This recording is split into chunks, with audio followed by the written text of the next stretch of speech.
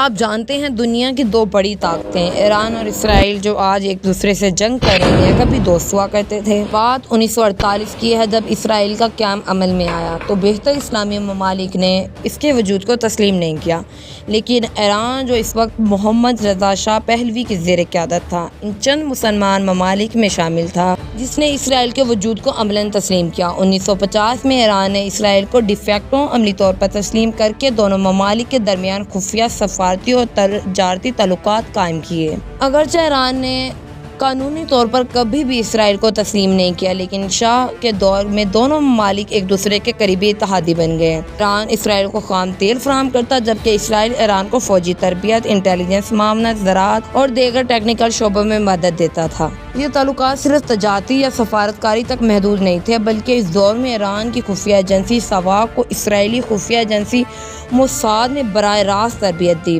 ایران اور اسرائیل کے درمیان یہ رشتہ بنیادی طور پر مشترکہ دشمنی یعنی عرب قوم پرست تحریکوں بالخصوص مصر کے صدر جمال عبد الناصر کے خلاف قائم ہوا تھا۔ ایران ایک شیعہ ملک ہونے کے ناطے عرب سنی قوم پرستی کا مخالف تھا اور اسرائیل بھی عرب دنیا کی مخالفت کا سامنا کر رہا تھا، اس لیے دونوں نے مل کر عرب مخالفت اتحاد بنیاد رکھا۔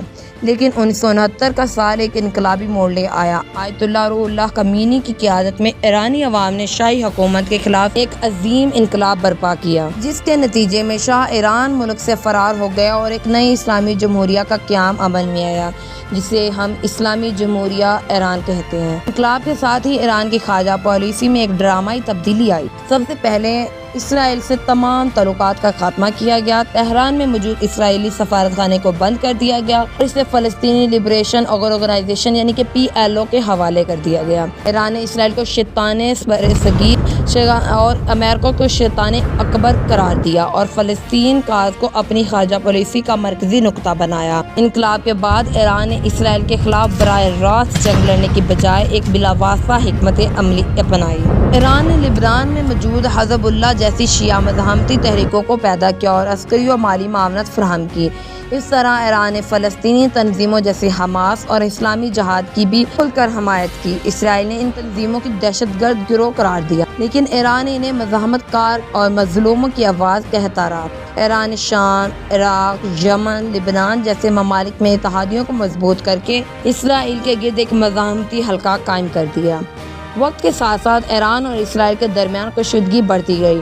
2006 میں حزب اللہ اور اسرائیل کے درمیان ہونے والی جنگ ایک اہم مثال ہے۔ اس میں ایران کی حمایت یافتہ گروہ نے اسرائیل کو شدید نقصان پہنچایا۔ اسرائیل میں جواب میں حزب اللہ کے ساتھ ساتھ شام میں ایرانی اہداف کو بار بار نشانہ بنایا۔ دونوں ممالک کے درمیان ایک خفیہ جنگ شروع ہو گئی جس میں سائبر حملے، سائنسی شخصیات کا قتل اور نیوکلیئر تنصیبات پر حملے شامل تھے۔ 2020 میں ایران کے جوہری سائنسدان محسن فخری زادہ کو قتل کیا گیا جو کہ ایران کے لیے ایک بہت غمزدہ بات تھی۔ ایران نے الزام براہ راست اسرائیل پر عائد کر دیا۔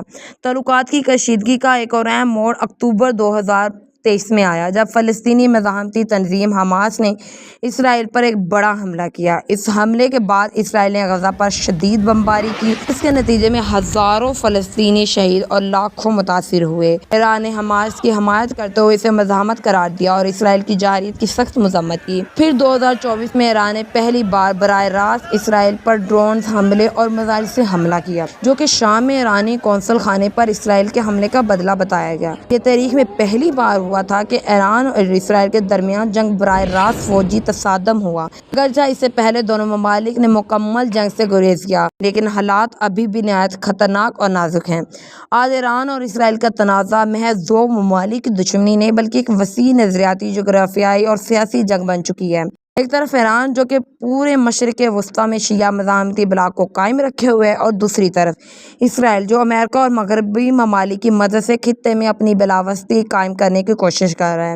آنے والے دنوں میں یہ تصادم مزید شدت اختیار کر سکتا ہے، مشرق وسطیٰ بلکہ پوری دنیا کے امن کے لیے خطرہ بن سکتا ہے۔ آپ کو ہماری ڈاکومنٹری کیسی لگی؟ اگر آپ کو پسند آئے تو پلیز لائک کر دیں۔ انشاءاللہ آپ کو اس چینل پر مزید ایسے معلوماتی ویڈیو ملیں گی۔ شکریہ۔